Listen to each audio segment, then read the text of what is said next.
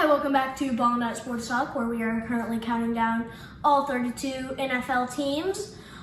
Before we get into it, make sure to like, comment, ring the bell, subscribe, all the things.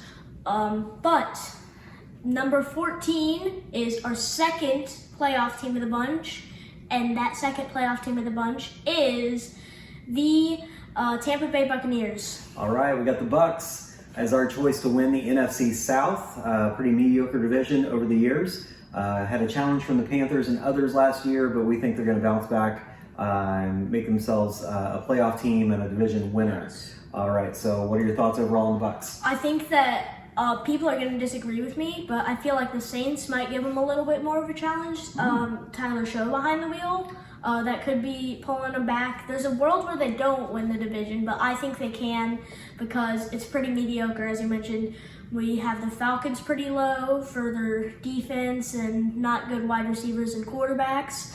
We have the Panthers low because Bryce Young needs to prove himself, and their defense also needs to take a step up. Saints low, pretty similar reasons except Tyler Show. They just need to build around him and build a good defense. But the Bucs, unlike other teams in their division, do have a nice defense that they're building up even higher with rookies. That's right. Drafted Reuben Bain in the first round out of Miami. Fell in the draft to him, kind of in the middle of that first round.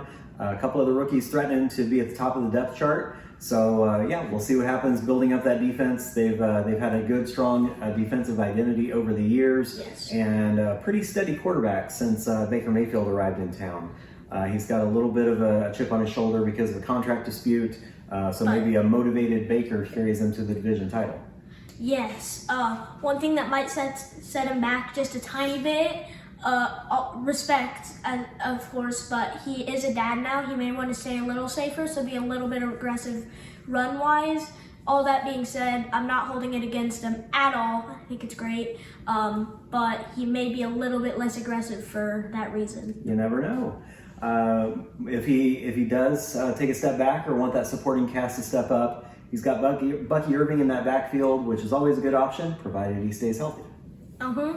If he doesn't, they added Kenneth Gainwell, who's also a very good back from Pittsburgh, who could be an RB1 in some places, but I think tearing him away in Tampa Bay was a very good idea because of Bucky's injury last season. That's right. A little bit injury prone, but we'll see if he can fix that up. Wide receiver core remains strong. Mika Ibuka stepped up last year in his rookie season. You got Chris Godwin back, closer to healthy. But you have Mike Evans leaving. That's right, departing for San Francisco, which led to them adding a wide receiver. And so, yeah, we'll see if the what's left is enough to get him over the hump. You'll need a lot more. You'll need some of them, at least one guy like Tej Johnson or something to step up. Yeah, you need Jalen McMillan to step up quite a bit too. Yeah. So, yeah.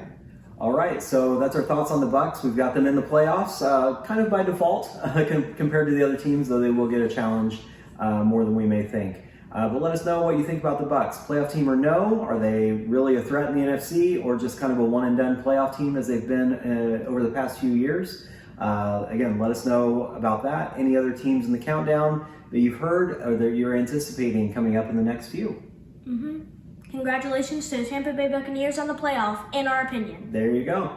All right, we'll see you next time for number 13 on our countdown from 32 all the way to number 1.